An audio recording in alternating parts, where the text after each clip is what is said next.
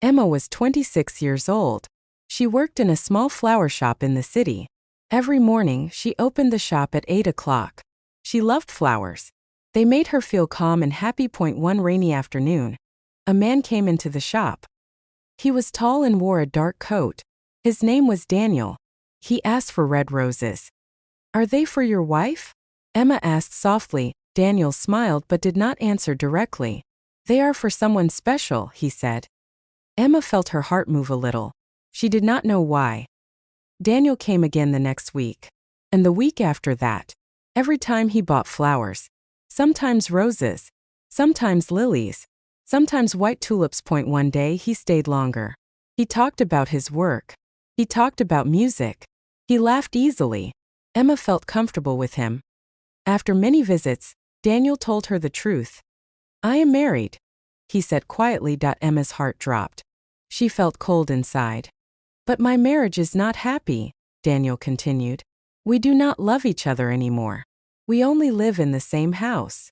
Emma wanted to walk away. She knew this was wrong. A married man should not look at her like that.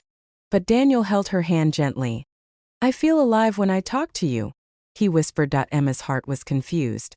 She had never felt such attention before. She had never felt chosen. Days turned into weeks.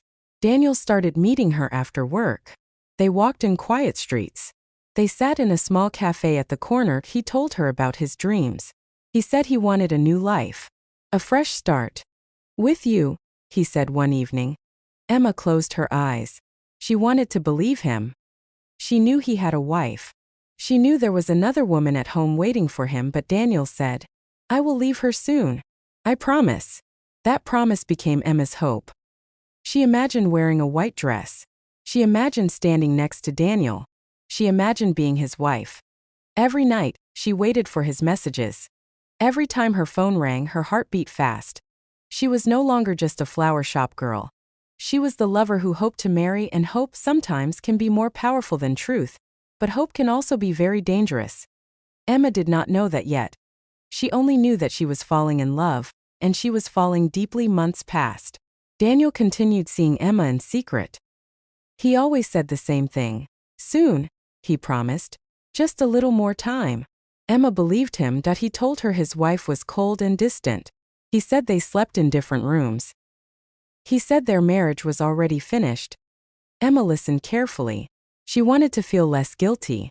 She wanted to believe she was not destroying a family. But sometimes at night, she felt pain in her chest. She imagined Daniel's wife setting the dinner table. She imagined her waiting. Emma pushed those thoughts away. Daniel bought her small gifts. A silver necklace.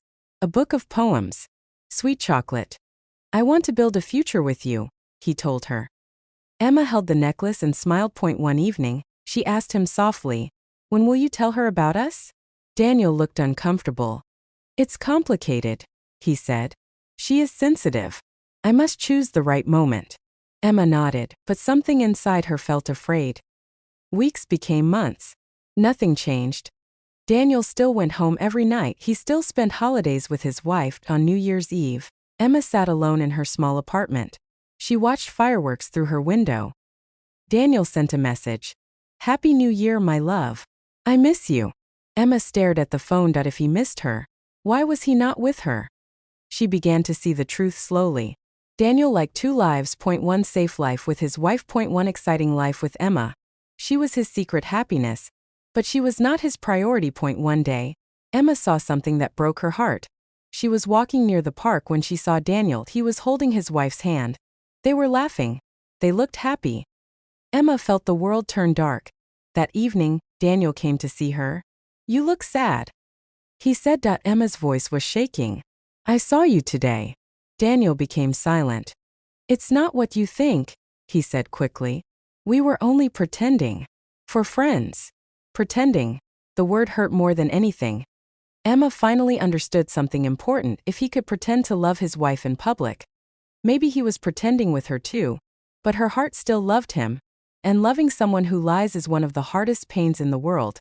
She still hoped he would choose her. She still dreamed of marriage. She still waited, but waiting was slowly breaking her soul. Spring arrived. Flowers bloomed again in Emma's shop. But Emma no longer felt happy. Daniel visited less often. He said he was busy. He said his wife was watching him more closely. Emma felt fear growing inside her. One afternoon, a woman entered the flower shop. She was elegant and calm. Her eyes were serious. "Are you Emma?" the woman asked. "Yes," Emma replied softly. "My name is Laura," the woman said. "I am Daniel's wife." Emma felt her legs become weak. Laura did not shout. She did not cry. She simply placed a photo on the table. It was a picture of Daniel and Laura on a beach. They looked happy. Very happy. "He told me about you," Laura said quietly. Emma's eyes filled with tears. Laura continued. "He has had other serious loves before. He always promises marriage. He never leaves." Emma felt like the air disappeared from the room. "He likes attention," Laura said. "He likes women who believe in his dreams." Emma could not speak. Laura looked at her gently. "You are not the first. And you will not be the last." Those words broke something inside Emma. After Laura left, Emma sat alone among the flowers. She remembered every promise. Every soon. Every "I love you." Suddenly, they felt empty. That evening, Daniel came to the shop. Emma looked at him differently now. "Did you tell your wife about me?" she asked calmly. Daniel sighed. "She found messages." "Have you done this before?"